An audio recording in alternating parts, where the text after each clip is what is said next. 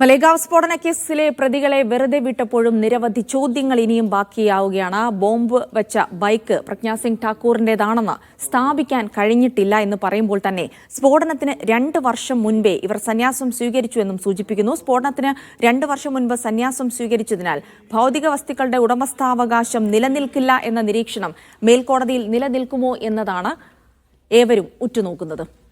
D ധനസുമോദുണ്ട് വിവരങ്ങൾ നൽകാനായി. ധനസുമോദ്, ഇനിയും ഒരുപാട് ചോദ്യങ്ങളുണ്ട്. ഒന്നിനും ഒരു തെളിവുമില്ല എന്ന് പറഞ്ഞുകൊണ്ടാണ് തൽക്കാലത്തേക്ക് കോടതി ഇവരെ കുറ്റവിമുക്തരാക്കിയിരിക്കുന്നത്. പക്ഷേ പലപ്പോഴും ഇപ്പോൾ പറഞ്ഞ കാര്യങ്ങൾക്കൊക്കെ ഒരു ഉത്തരം ലഭിക്കേണ്ടതുണ്ട്. കോടതി വിധിയുമായി ബന്ധപ്പെട്ട വിശദാംശങ്ങൾ, ഒപ്പം തന്നെ ഇനിയുള്ള തുടർ നടപടികളൊക്കെ എന്തായിരിക്കും ധനസുമോദ്?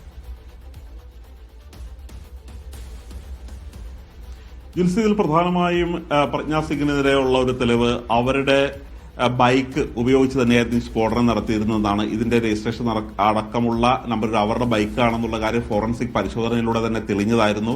അങ്ങനെയുള്ള ഡോക്യുമെന്റ് എല്ലാം കൃത്യമായിട്ട് തന്നെ ഇവർ സ്ഥാപിച്ച് അതിൽ വാദത്തിനിടയിൽ സ്ഥാപിക്കുകയും കുറ്റപത്രത്തിൽ സമർപ്പിക്കുകയും ചെയ്തതായിരുന്നു.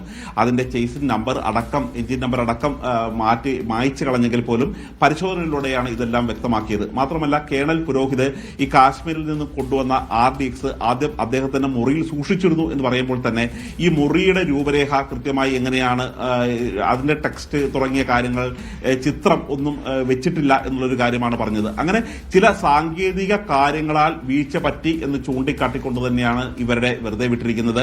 മാത്രമല്ല, ഇതിപ്പോൾ 2 ആഴ്ച മുമ്പാണ് മുംബൈ സ്ഫോടനത്തിന്റെ വിധി വന്നത്. അത് മണിക്കൂറുകൾക്കുള്ളിൽ എന്ന് തന്നെ പറയാം അതിന് അപ്പീൽ പോകുമെന്ന് അവിടെ മുഖ്യമന്ത്രി പറയുകയും ചെയ്തിരുന്നു. അതിനുശേഷം 2 ദിവസത്തിനുള്ളിൽ തന്നെ അപ്പീൽ വരികയാണ് ചെയ്തത്. സുപ്രീം കോടതി അപ്പീൽ വരികയാണ് ചെയ്തത്. ആ പ്രതികളെ കുറ്റവിമുക്തരാക്കി അവരെ പുറത്തുവിട്ടതാണ്. പക്ഷെ എന്നിട്ട് പോലും അപ്പീൽ കൊണ്ടുവന്ന് സുപ്രീം കോടതിയിൽ കൊടുക്കുകയാണ് ചെയ്തത്. പക്ഷെ ഇപ്പോൾ മുഖ്യമന്ത്രി പറയുന്നത് കോൺഗ്രസിന്റെ കാലത്ത് ഉണ്ടായിരുന്ന ഒരു സ്ഫോടനമാണ്, ഇതിനെല്ലാം ഒരു കോൺഗ്രസ് ആണ് ഇത്തരത്തിലുള്ള പ്രജ്ഞാ സിംഗ് താക്കൂർ, കേണൽ പുരോഹിത് ഉൾപ്പെടെയുള്ളവരെ പ്രതികളാക്കിയത് എന്നുള്ള ഒരു പ്രതികരണമാണ് മഹാരാഷ്ട്ര സർക്കാരിന്റെ ഭാഗത്തുനിന്നുണ്ടായിരുന്നത്.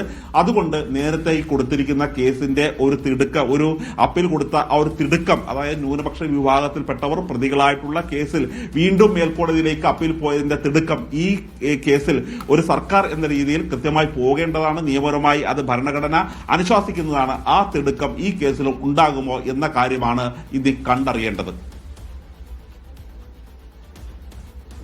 ഡി ധനസുമോദാണ് വിവരങ്ങൾ നൽകിയത്.